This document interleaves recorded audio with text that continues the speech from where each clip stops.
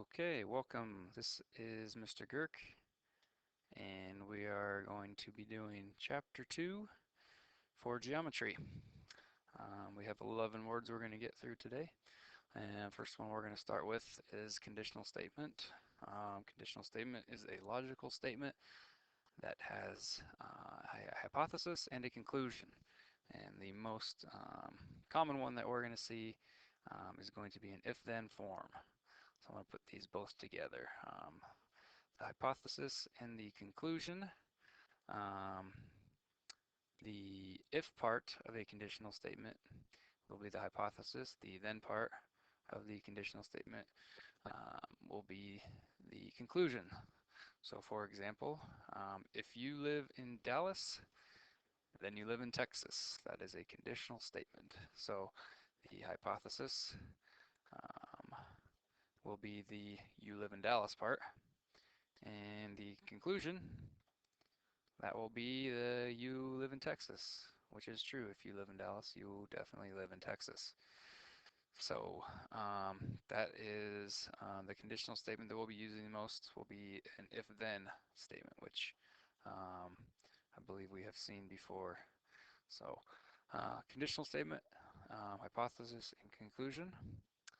The next thing we're going to talk about is the converse, a statement formed, oops, there we go.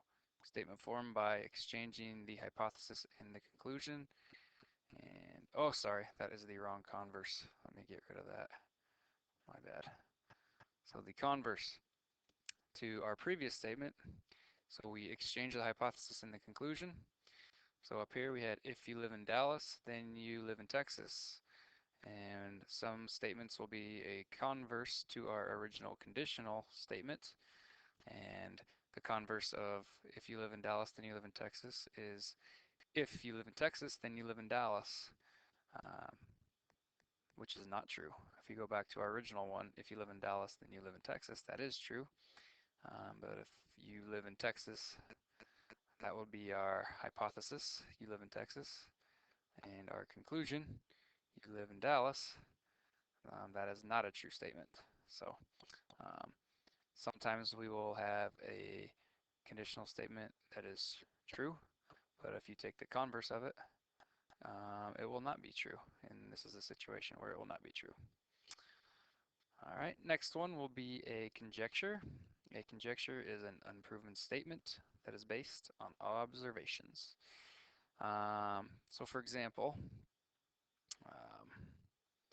let's use this one right here. We've got we've got 4 images. First image right here.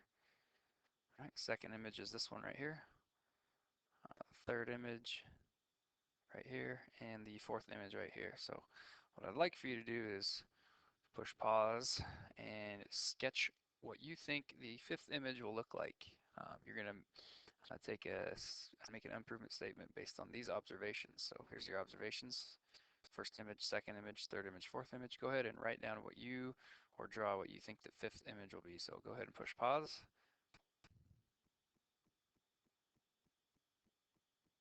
Okay, and now we will show you that this is hopefully what you have. This will be your next image based on these observations. So hopefully you were able to get that one. Last one on this page is called a counterexample. Oops, went too far there. That's all right. A counterexample is a specific case for which a conjecture is false. So here's another example of a conjecture. So the sum of 2 numbers is always more than the greater number. That is a true statement for sometimes. So for example, if you take 5 plus 3, all right, the sum of these 2 numbers is going to be bigger than the greater number. The greater number is 5. If we add these together, all right, the sum of them is 8. 8 is greater than number 5. A counterexample to this conjecture, right here, we're going to find a counterexample to this one. All right, would be if we're adding negatives. All right, so our counterexample, -2 plus -3. The greater number in this situation is -2. However, if we add -2 and -3 together, we end up with -5, which is not greater than this number right here. It's not more than -2, it is less than -2. So a counterexample is when you disprove or find different or show that the conjecture is not correct. All right, next page is a postulate. Now, when we get to this section in chapter 2 and we start doing some proofs, we'll get to that word in just a second. We're going to be using a lot of things called postulates and theorems. So postulate is a rule accepted without proof. All right, and the statement that can be proven is a theorem.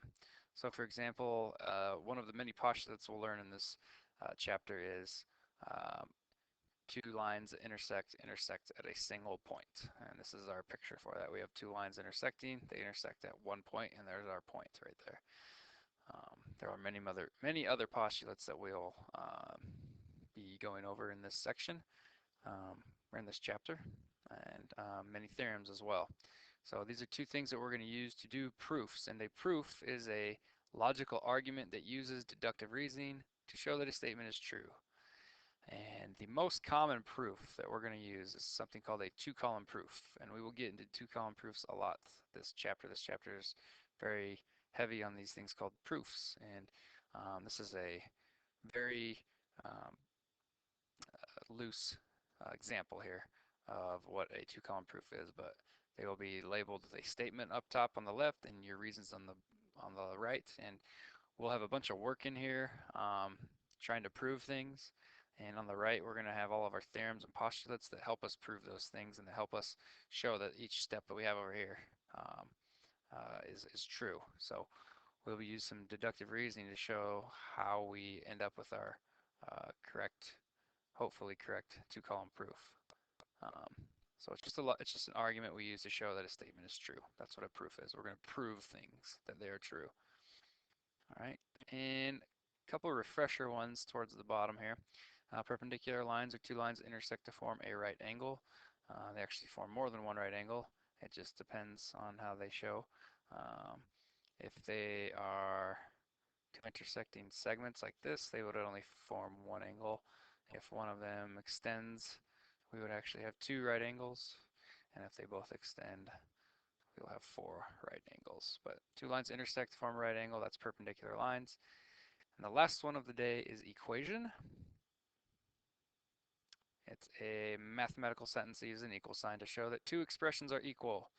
So in this situation, we've got two expressions. I've got 2x minus 4, that's an expression.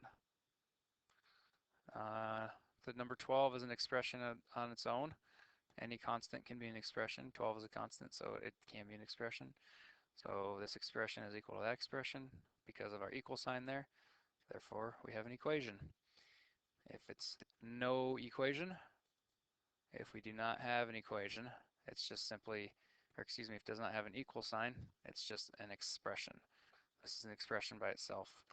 Once you throw the equal sign, we have an equation. All right, that is it for chapter 2. I'm sorry I do not have any jokes for you. Like Mrs. Nickel and Miss Frasco, I will try to be better prepared next time.